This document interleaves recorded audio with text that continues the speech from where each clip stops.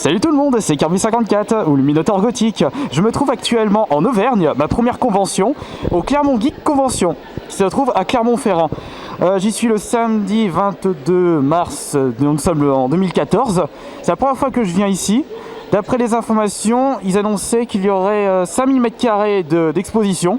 Donc qu'est-ce qu'il y a dedans? Est-ce que ça vaut plus le coup par rapport à leur expo? Est-ce qu'il va y avoir beaucoup de monde par rapport à l'espace proposé? Ça, on va le voir tout de suite dans cette visite guidée. Ce n'est pas une visite insolite aujourd'hui.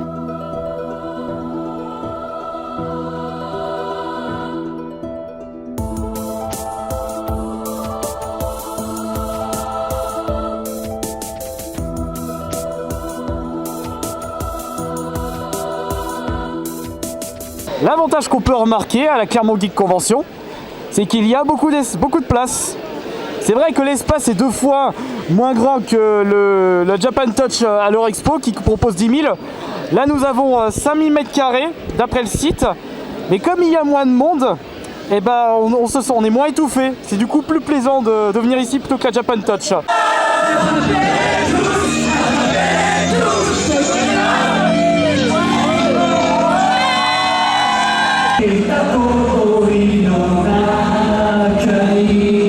Comme d'habitude dans chaque convention, eh ben, nous avons notre lot de stands marchands.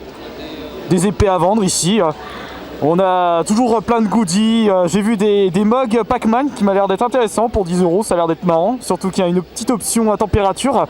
Là, des affiches, mais c'est toujours pareil les ventes dans les conventions. On retrouve toujours les mêmes choses.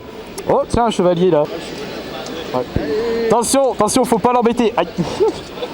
Tu peux pas faire un free hug avec lui. Et donc là aussi, ils ont pas aussi des vêtements kimono, tout ce qui est en rapport avec la culture japonaise. Ou là, une annonce. Vous allez être obligé de venir voir Saturday Man. Parce qu'on y est tous. Chaque convention possède sa petite touche d'originalité.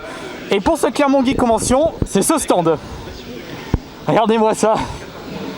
Je viens de le faire, je suis crevé, mais c'est super plaisant.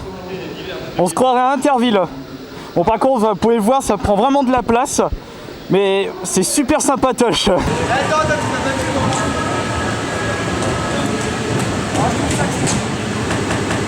Brutality. Un événement incontournable dans les conventions, c'est le concours de cosplay. Et ça attire toujours autant de monde. Là, la salle est complètement bondée. Mais comme d'habitude, le problème sur les prestations des cosplayers, enfin ça c'est un avis personnel, c'est jamais au top. Ils ont des super costumes, mais niveau prestations, c'est pas super top selon moi. C'est dommage, je devais faire un petit concours cosplay. Non, je vais faire le concours chant, mais c'est demain, du coup je pourrais pas y aller, c'est dommage. Enfin après, je souhaite quand même bonne chance à tous les cosplayers.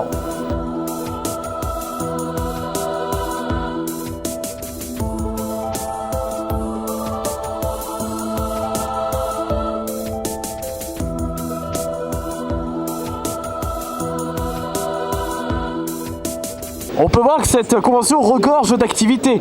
On peut voir déjà des invités youtubeurs comme Minute Papillon. Ça me fait marrer parce que sa file d'attente, elle était genre 3-4 fois moins grande que celui à Japan Touch à Lyon.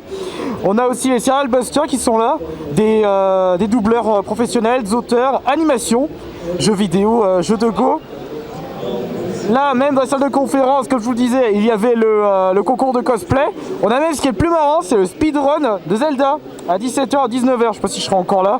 On a des conférences youtubeurs, des web-séries. J'en ai vu beaucoup des web-séries aujourd'hui. Et on dirait que c'est en pleine expansion, les web-séries. Les gens sont motivés pour faire ça. Et on a les concours, tout ce qui fait le cœur d'une convention. En tout cas, il y a de quoi faire.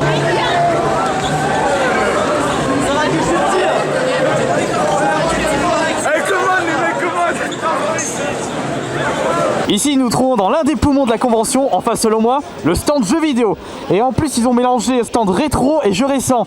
On peut tester des jeux NES, des jeux Super Nintendo. On a même du jeu récent, là à côté, on a Left 4 Dead. Ici, là-bas, j'ai vu qu'il y a du Super Smash Bros, du Mario Kart, Mega Drive, Super Nintendo. Et d'ailleurs, ce qui est bien, on peut voir qu'à côté, il y aura des tournois. Là, sur borne arcade à 15h, tournoi de X. Et juste là-bas, je vais y participer. Ce sera le tournoi de Super Smash Bros Brawl. J'aurais préféré aimer parce que je suis un petit peu plus fort. Je vais voir comment je vais me démerder. En attendant, je vais me faire ceci. Un petit dance dance.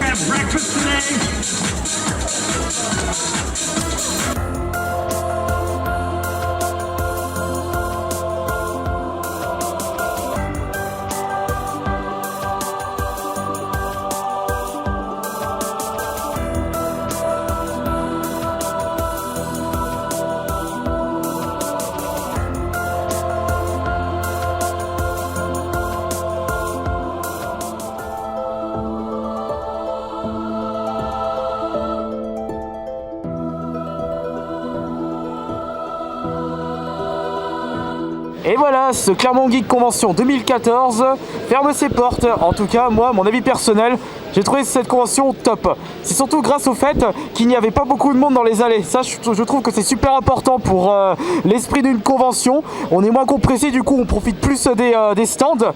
Et les animations, bah, c'était comme d'habitude, mais comme le fait, comme je disais, il y avait moins de monde, on en a plus profité. En tout cas, moi, j'y retournerai pour l'année 2015. À la prochaine!